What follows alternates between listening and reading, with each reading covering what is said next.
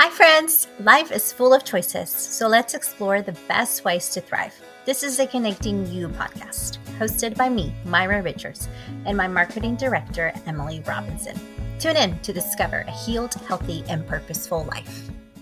Welcome back to the Connecting You podcast. This is a special episode 3 of our friendship series. I invited one of my old college roommates from Harvard. His name is Ibrahim. He is the founder of the Brooklyn Education Network in Brooklyn, New York. And I'm so excited to discuss friendship with him because we've been friends since like 2019 now, 2020. Yep. Thanks for having me over. Yeah, what did you think when I asked you to talk about friendship? I was actually really excited because it's a very pertinent topic in my life right now. I was actually the next call we would have had, I would have been talking to you about this anyway. So I was like, this is a perfect opportunity to do a podcast.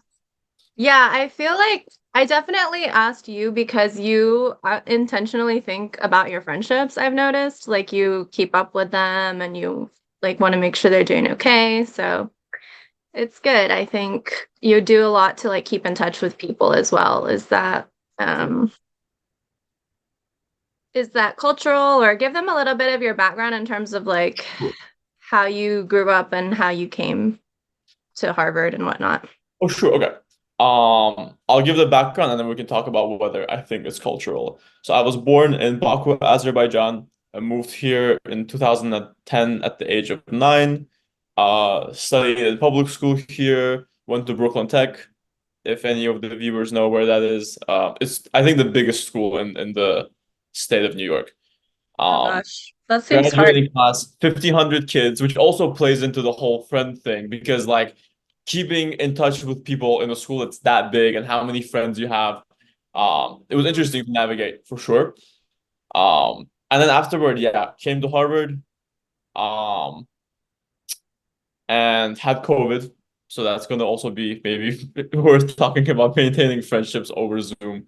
I don't think, honestly, that this is necessarily cultural because I do have a lot of Azeri friends who don't keep in touch the same way. And especially growing up, a lot of my family members really de-emphasized friendship because they were like, friends are all fake. They're gonna scam you, and What? it was weird. From one side, my mom was like, your grandpa, he would give his life for his friend. Like when his friend passed away, he was like crying, and like in our culture, like this chivalrous, like your friend is basically family.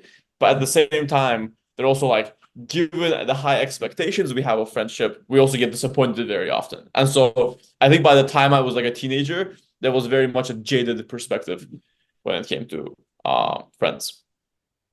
Oh my gosh. Yeah, I didn't even know that. So that's a surprise to me because my family, or at least my mom, she's very, very social and she makes friends very easily. But I've actually definitely seen that in terms of like, if you have these high expectations, like a lot of people can fail to meet them and you can end up having unmet expectations, or like you thought somebody was going to be willing to do something for you and then it doesn't end up that way. So Mhm. Yeah, I definitely get that. yeah. And But I was feel it, huh? sorry, you go No, ahead. you go. I feel like we saw that a lot, like in our dorm room conversations where we would just be sitting and be like, okay, well, why did that person do that? That was fake. That's not cool. And where do we proceed from there? Which I don't know if I still figured out how to do that, to be honest. Yeah, I think our college roommate like room could literally have been a sitcom Yes. because we each had our very like distinct personalities, but we were all very opinionated, and so I think it was a very interesting mix and we learned a lot about like maintaining friendships during that time.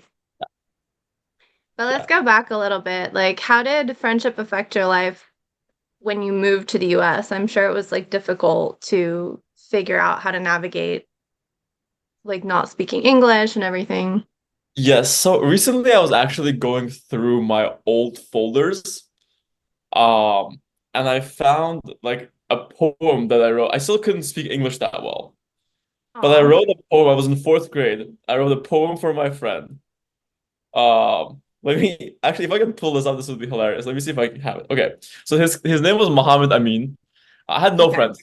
couldn't speak a Oh, syllable of English at that point. Um, but he kind of like took me in and like made me friends with his friends. And so like after 6, 7 months, once my English improved a little bit, I wrote, I mean, so serious and funny. My friend in cloudy days and sunny is always nearby at school, no matter if it is warm or cool. And I'm like, I oh think my gosh. obviously this is cringe fourth grader poetry, but at the same time, you can see what was going on through my mind at that time that like literally you move your whole social life across the continent just when you sort of start to make friends in school, people start to respect you a little bit, blah blah, or like in the neighborhood. Um, and then here it's like people are using every excuse to make fun of you. Whether you are, a foreigner, they don't like you, or you don't speak English, they don't like whatever, 8 billion reasons why. And then like Yeah. if someone is your friend, you take that very seriously. Yeah. No, I feel like that must have been a lifeline for you in that moment. You were probably like so lonely. And then it 100%. was so meaningful for a fourth grader to like write a poem, and you'd probably you got pretty good at English. You were rhyming and everything. By that point, yeah, I mean you'd be surprised how fast you can develop when you're like 9 or 10. Yeah. Yeah. Uh, So growing up in Brooklyn, I feel like you had a lot of serious friendships. How did that transition to now? So it's interesting. So this friend who I just read the poem I dedicated to him, I was at his graduation party like 2 weeks ago. Hmm. So clearly, like I've been able to maintain a lot of friendships. And I also at that same party, I saw a lot of people I haven't seen in literally a decade. Literally since elementary school, I haven't seen them, right? Uh, Yeah. but now it's weird because like, okay, this guy works at Google, this guy works at a deli, this guy's doing like everyone's doing all kinds of different things, right? Because we're Yeah. really tied together by geography, not necessarily by like academic ability, but at that point. But you have hundreds of friends, but you're also an adult and you're busy. You can't check in with all of them and hang out with them every month because if you hang out with everyone once a month, you would be completely booked. You know what I Yeah. mean? And especially New York is the kind of city where like your college friends probably work here. Everyone who grew up here probably has stayed here. Your friends from Baku come and visit. Every foreign country you've traveled to, everyone you've met there comes to New York once in a while. Um, and so it's tough figuring out, okay, do I need to diminish how much time I spend socializing now that I'm older to achieve goals and like be productive? Or do I still maintain this like, is it a skill issue or is it a prioritization issue? I haven't really made up my mind. I guess I should turn that question on to you and like ask you about your experience with that now that it's post college. Yeah, I think my experience has definitely been different. I am a lot more selective with the people that I like continue to speak to.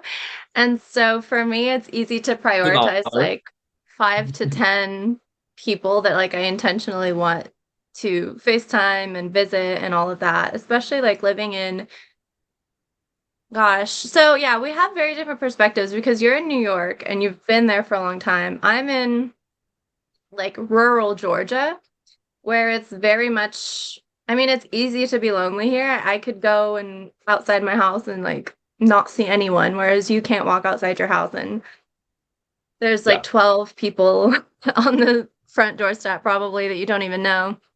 Yeah. Uh, but I guess that probably factors a lot into just like how we view friendship in terms of like for me, if I wanted to pursue friendship with people in this like smaller place, you have to actively pursue it or it's just not going to happen.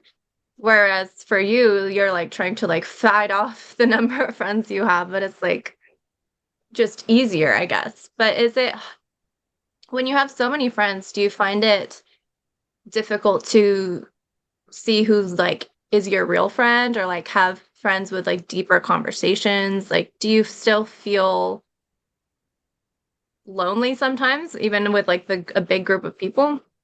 So I haven't really thought that, and I guess maybe this is me kind of growing into like the jaded, like my dad basically turning into my dad, where like I don't really care if people are my real friends.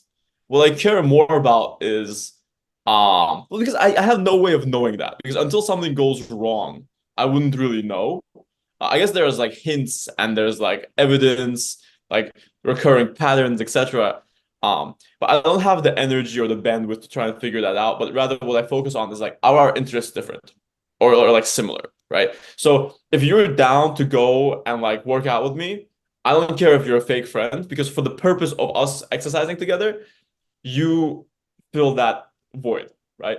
Of course, I have my Mhm. like deep conversation friends. I have like the friends that I'm going to be more open to, discussing more serious topics with.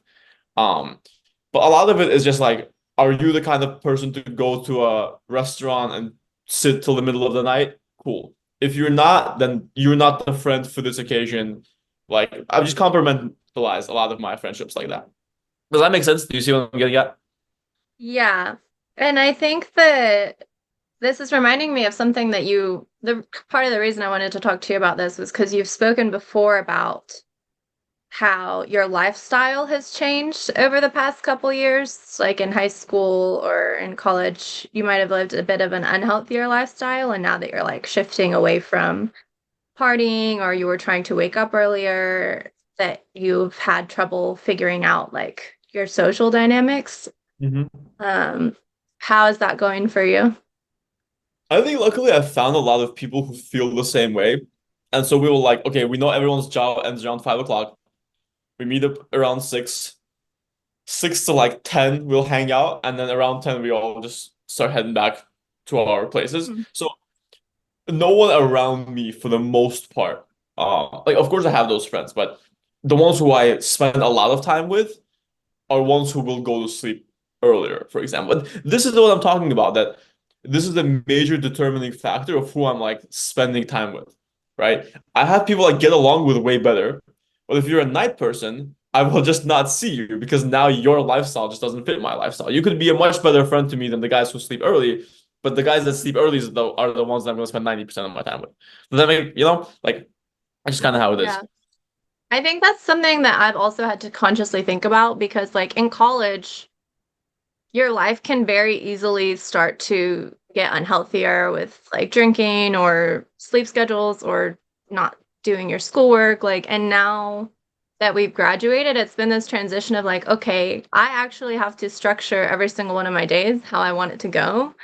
And there's a certain level of responsibility. Like, if I go out with this person who's going to want to stay out the whole time or they're not going to want to come back home, like, it's how much time can I spend with that versus the people who want to journal and paint and watch a movie and discuss it. And like, I'm definitely at this age, we're like 20, 23 now. I have to like think a lot more about what I'm doing. Yeah. And at this point, if you make a mistake, it actually matters. Because it's like, well, if you don't have a good lifestyle, you won't be able to do your work, and I might lose my job, Yeah. and that's going to be a problem, right? So, uh, Yeah. in college, there's more leeway to make mistakes. Yeah. I mean, what even really was a mistake in college? Like, that you couldn't do Exactly. anything horrible. Exactly. But the last thing, or the last sort of area that I wanted us to discuss was that you and I have not always had, I don't know, how would you put it? The best friendship? I think for the most part, we were generally good. It's just Yeah. on some occasions we butt heads, which I think makes sense with people who are more, as you said, opinionated, have different perspectives, and again, like parachuted into the same dorm room from completely opposite ends of the world, in a way, right? Like whether you say like Baku to Georgia or like New York to Georgia, rural Georgia, like cultural difference is huge, and so I understand why that was kind of the case. Um, yeah, but at the same time, I think that because we are both like confrontational in a way, a lot of those conflicts got resolved, at least in my view, more quickly because we talked about it. I don't know, what do you think about this? Yeah. There was definitely a difference from my freshman roommates versus like you guys. My freshman roommates were just random girls that Harvard assigned, and nobody was wanting to step on anyone's toes really. So there was a certain level of like a wall between us in terms of like, oh gosh, I really wish her friends would leave by like 2 in the morning so I could go to sleep. But I don't know her that well. So maybe if I text her, but then she thinks I'm passive aggressive. But like we didn't really talk. It was hard to like figure out how to confront people at that time. But definitely, I think with you or with the other people in our dorm, it was like everyone was just going to say what they wanted, and whether or not that hurt anyone's feelings was an experience. But it was also a learning experience because everybody was still there the next day. Like everybody, nobody was going anywhere. So it was something of like a bonding as well that I think was beneficial, or it was something. What do you Yeah. think? I think the aspect of like then you're not going anywhere and then the next day is important. Um, because it kind of taught us, or it definitely taught me how to not really take everything so personally. Because again, you're with this person when they're having a good day, when they're having a bad day, and you realize it's like, damn, I act a lot worse on my bad days. I really just mistreated this person. Maybe they mistreated me not because they're bad people, but because they were also having a bad day. Like it sounds very basic, but it wasn't until college that I figured this out. And Yeah. didn't take it as personally. Yeah, it's definitely different because, when your family is having a bad day, you know so much about your family, I think, and you know them so well that you don't really think about these dynamics. But then when you're in a room with strangers and like you can hear them through the wall all the time, and if you're in the shower, they can't use the shower. And like learning to fight with people who are just friends, I think it was definitely. But I think our arguments definitely changed over the course of our friendship. We had a very intense one at the beginning, and then I remember you sort of shifted. And one of the reasons that I remember to this day that you said to me was, I think I had criticized you for something. And then one day I realized your like perspective towards me had changed. And you said that it was because you realize that the things that I say to you come from a place of like wanting you to do well and wanting your life to go well. And so, like, can you speak a little bit to that? Right. Well, because before then, I was first of all, I think there's a male female thing here too that like I just assume everyone thinks the same way. And like I'm not gonna tell my friend some at least back then I wasn't like this. Like something negative because I want them to improve. I guess that is something I've developed as I've grown older. But at that time, I didn't really view everything like that. I thought if someone's saying something bad to me, it's purely with the intention of just being mean, right? I guess it was like a very much like a middle school mentality that never really changed. Um, but then like I think I also learned to soften my views as I got older because again, like people could have different opinions. Doesn't mean someone's bad because they have the. Sorry, I live next to a road, so if you guys hear honking, that's not. I hope Zoom Yeah. filters that out. Anyway, um, but yeah, I think I did have to do a lot of growing because again, I grew up in an area where people all had the same opinion, and then I think I needed to learn that like, okay, not everyone thinks the same way. Not everyone's trying to be mean to you, etc., etc. Yeah. But how did you, like, what made you realize that? Well, I think one of it was like the experience that we had, right? Like, first of all, you don't told me directly, and again, I think that's helpful hearing someone being like, "Hey, I don't think you understand. I'm not trying to like criticize you. I just don't want you, as you said, to end up in a bad situation." And once someone puts that very like directly, then you're like, okay, let me take this information, think about it, and then after a couple of weeks, I will just like starting to look at everything from this perspective, and it changed my life. I think not to overstate the impact, but like once you view it from a softer perspective, from a softer stance, everything becomes a lot easier. Yeah.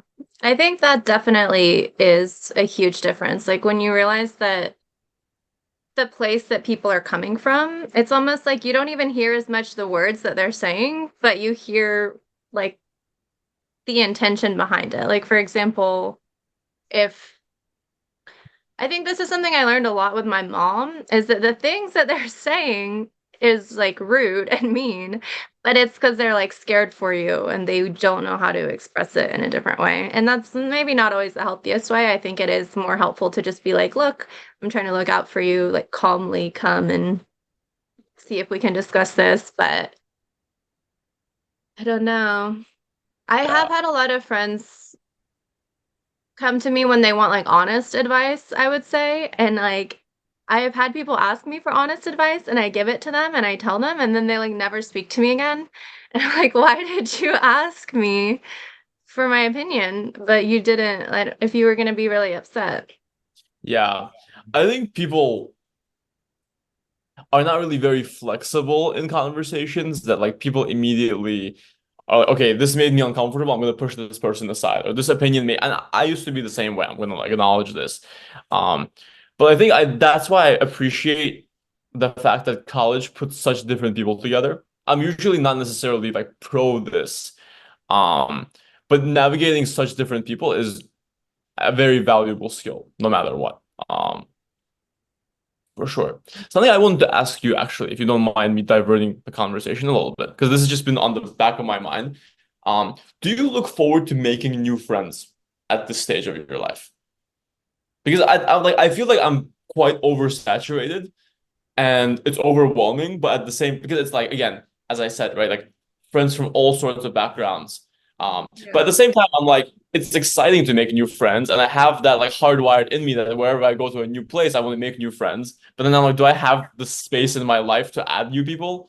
Um, I definitely do, and it's for a reason that you might not expect. So like obviously it's fun to have friends, enjoy having friends, but as I grow older, I think I lean more into who I am and like myself and knowing the things that I enjoy. So like something that I've gotten really into in the past couple months is like EDM music. And so to find new friends who would want to go listen to that or who can show me a new EDM song, it's like the more you get to know yourself, there's like these new things that you want to talk about with people and that you maybe want to like find a common interest that you can't discuss this or that hobby. Um, but I'm only able to be friends with sort of like uplifting people, I think. Or if they're gonna criticize me, it has to come in a very soft way. So like as harsh as I am with my words at times, I'm like quite sensitive in terms of like if you're gonna tell me you don't like something, like I don't know, it has to be like you're talking to a little baby deer or something. fair, um fair enough.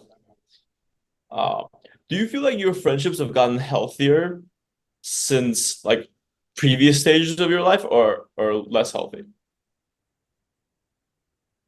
I think they're healthier because I've changed. Like I don't let things brew as long, I guess. If I'm upset with something, I would tell you and then if like that's the end of the friendship or if we could talk about it, it just changes as you get older, I think, especially getting to know yourself. You're like, okay, well, this isn't the type of friend that I want to have anymore. And so you're able to like confront people differently. But at the same time, it's it's hard to take into account like people's different lifestyles, as you were saying. They're working, they're in different countries, they're in different places, and so it's like, are they having a bad day, or are they really busy, or they don't want to talk to me? Like, it gets a lot more complicated when you can't just like sit together at lunch. Yeah, and part of it is also what you said about like you don't know if someone is just going through it at this stage of their life, or I just need to cut them out because they're bad people. Because it's also I'm Yeah. struggling when like this is a guy I've known for let's say 11 years, like very different lifestyle, acts differently. I don't necessarily approve of a lot of the things he does. Um, but like, damn it, man, I've known him since seventh grade. Like, am I really gonna cut this person out of my life?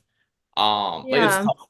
And also I'm like, maybe he gets better, you know? Um, so like friends that I've been, who've been in my life for 10, 11 years, I can't really just cut them out.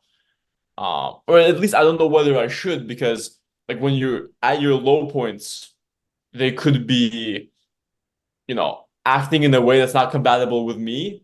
But if they get better later on, I want to be there with them to like get them to a better point. Um, but I don't know whether like it's my responsibility to do that, or if they're acting out of line, I should just cut them out. Um, Yeah, like is this just something that they're going through, or is this who they are? yeah, now And that we're now older, that I we're know that. older. Yeah. Um, I think I've learned sort of forgiveness, or that it wasn't that serious to begin with as well. Like arguments that you had with people that seemed like really life or death in that moment.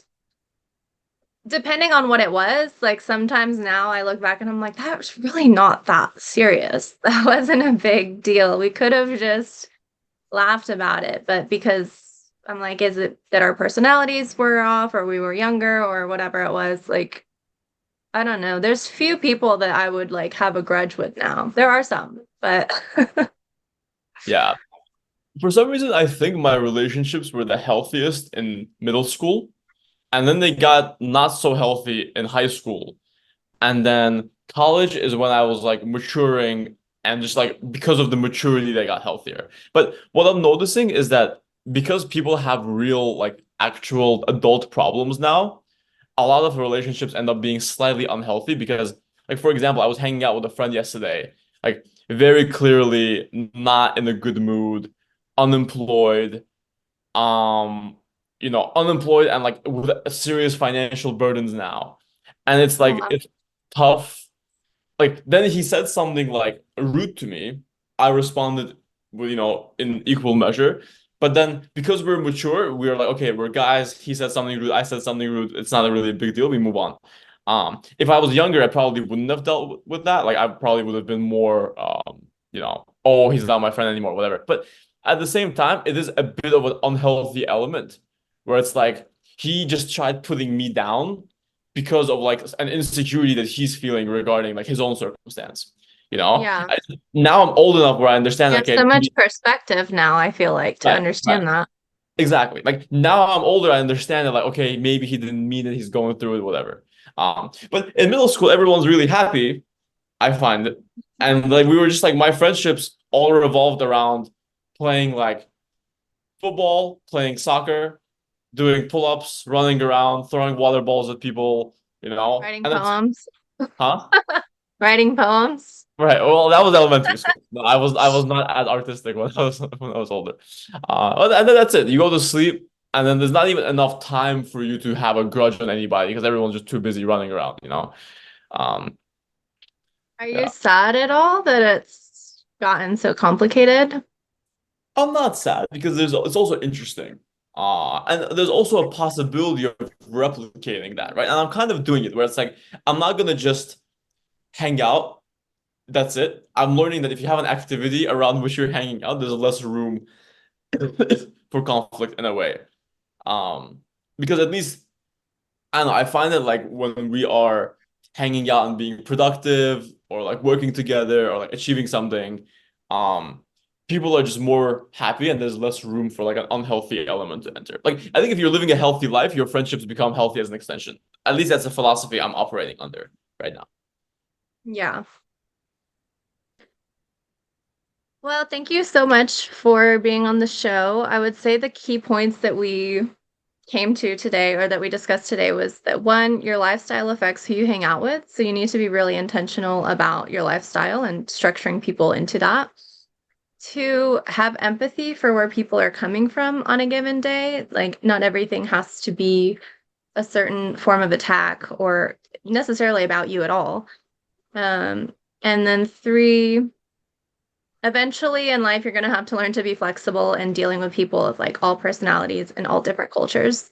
So without getting angry, or I think you've had anger problems in the past, And I still which we do. did not discuss. And I But still do. And thank God we didn't. I mean, that's the conversations for another time. Um, yeah, I'm working on it. I'm working on the anger stuff. yeah, Uh, I think you take a beat a lot. Like you've gotten a lot more patient. yeah, I think again, being happier with myself is what makes me less likely to lash out at others. And I'm noticing that again with the point of happy, healthy relationships, friendships. I think the happier you are, as I said, if that's another recap point, the happier you are, the happier your friendships are going to be, or the healthier. Thanks for tuning in to Season 3, Friendships of the Connecting You podcast. That was our final bonus episode. We hope you enjoyed. Leave us a rating. And in a couple of weeks, Myra and I will be back to talk about what it is like to be single and dating. Enjoy. The Bible verse for this season is Proverbs 27:9. A sweet friendship refreshes the soul. Heavenly Father, we thank you for friendships. We thank you that you are love, and that because of you that we are able to show love and friendships towards one another. Father, I pray that if jealousy comes near our hearts, that you will help us discover and process what we need to do with that in order to be able to be an encouragement to one another at the end.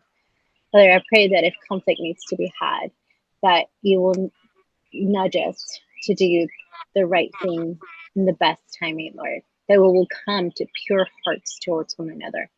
Father, we're so thankful that you created community, that you are the one that from the beginning you said that Adam shouldn't be alone. You created Eve, and before anything, they were friends, Lord. And we thank you that you have created order and friendships, and that you are encouraging us to love one another well and keep community strong. To help us have a strong, beautiful community, and knowing that we need you because we're human, that we will always need you to help us navigate our life. In Jesus' name, I pray. Amen. As we wrap up today's episode, we are grateful you join us to explore what it means to remain connected to God, to yourself, and to others. To stay updated on future episodes, be sure to hit that subscribe button and connect with us on Instagram and Facebook at Remain Connected. Counseling appointments can be made at RemainConnectedLLC.com. Your support means the world to us. Until next time, may you find peace in your connections and blessings in every step of your journey. Have a blessed day.